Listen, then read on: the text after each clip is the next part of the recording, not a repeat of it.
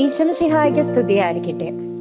റോമ 5:5 പ്രത്യാശ നമ്മെ നിരാശരാക്കുന്നില്ല, കാരണം നമുക്ക് നൽകപ്പെട്ടിരിക്കുന്ന പരിശുദ്ധാത്മാവിലൂടെ ദൈവത്തിന്റെ സ്നേഹം നമ്മുടെ ഹൃദയങ്ങളിലേക്ക് ചൊരിയപ്പെട്ടിരിക്കുന്നു. ക്രിസ്ത്യാനികളായ നമുക്ക് പ്രത്യാശയുണ്ടോ?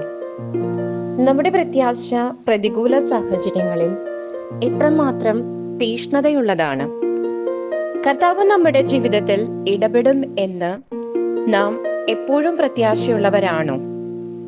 കർത്താവ് എന്റെ പ്രാണനെ പാതാളത്തിൽ തള്ളുകയില്ല, അവിടുത്തെ വലത്ത് കൈ എന്നെ രക്ഷിക്കും, എന്നെ താങ്ങി നിർത്തും. ഈ പ്രത്യാശയാണ് നമുക്ക് ധൈര്യം പകരുന്നത്.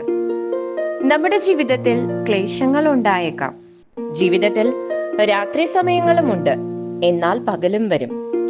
എന്റെ ദൈവം എന്റെ ജീവിതത്തിൽ ഇടപെടും, അവിടുന്ന് എന്നെ രക്ഷിക്കും, എല്ലാം എന്റെ നന്മയ്ക്കാക്കി നല്ല ദൈവം തീർക്കും.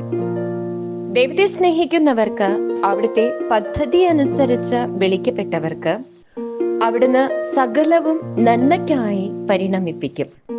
റോമ 8:28. ഇപ്പോൾ ഞാൻ ഒരുപക്ഷെ തകർച്ചകളിലൂടെ ആയിരിക്കും കടന്നു പോകുന്നത്. അതിനെ ഉയർച്ചയാക്കി മാറ്റാനും നിത്യജീവിതത്തിലേക്കുള്ള പുതിയ വഴി തെളിക്കാനും എന്റെ ഈശോയ്ക്ക് കഴിയും. നിത്യജീവിതത്തിലേക്കുള്ള പുതിയ വഴി വെട്ടാൻ മാർഗഭ്രംശം വന്നുപോയ എന്നെ തെറ്റിപ്പോയ വഴിയിൽ വെച്ച് കർത്താവ് വിളിക്കുന്നു. എനിക്ക് വേണ്ടി അവിടുന്ന് പുതിയ വഴികൾ വെട്ടുന്നു. ഒരു വഴിയും ഇല്ലാത്തിടത്ത് ദൈവം പുതിയ വഴി വെട്ടും. ചെങ്കടലിൽ പുതിയ വഴി കർത്താവ് തീർത്തതായിരുന്നു. സാധാരണ കടലിലൂടെ അങ്ങനെ ഒരു വഴിയേ ഇല്ലായിരുന്നു.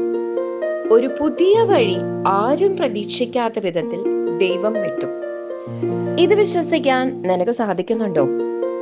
ദൈവം നമ്മുടെ ജീവിതത്തിൽ ട്വിസ്റ്റുകൾ അനുവദിച്ച് പുതിയ വഴികളിലൂടെ നയിച്ചെന്ന് വരും.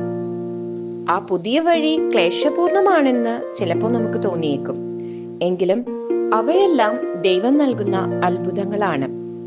പരിശുദ്ധ അമ്മയുടെ ജീവിതത്തിൽ ദൈവം തെളിച്ച വഴി പുതിയ വഴിയായി മാറി. പരിശുദ്ധാത്മാവ് ഇടപെട്ട് ഒരു പുരുഷ സ്പർശവും ഏൽക്കാത്ത, പരിശുദ്ധാത്മാവിനാൽ ഗർഭിണിയായ ഒരു സ്ത്രീയായി പരിശുദ്ധ അമ്മ ഉയർത്തപ്പെട്ടു. ദൈവത്തിന് അസാധ്യമായി ഒന്നുമില്ല എന്ന് തെളിയിക്കുന്ന രീതിയിൽ ദൈവം നമ്മുടെ ജീവിതത്തിൽ ഇടപെടും. അബ്രാഹത്തിന് 100-ാം വയസ്സിൽ കുഞ്ഞുണ്ടായപ്പോൾ ഒരു പുതിയ വഴിയല്ലേ തുറക്കപ്പെട്ടത്? അതുവരെ ഇങ്ങനെയൊരു കാര്യം കേട്ടുകേൾവി പോലും ഇല്ലാത്ത സംഭവമായിരുന്നു. വിക്കനായി മാറ്റി നിർത്തപ്പെട്ട മോശയിലൂടെ ഇസ്രായേൽ ജനത്തെ ദൈവം മോചിപ്പിക്കുമ്പോൾ അതും ഒരു പുതിയ വഴിയായിരുന്നില്ലേ? ദൈവത്തിന് അസാധ്യമായി ഒന്നുമില്ല.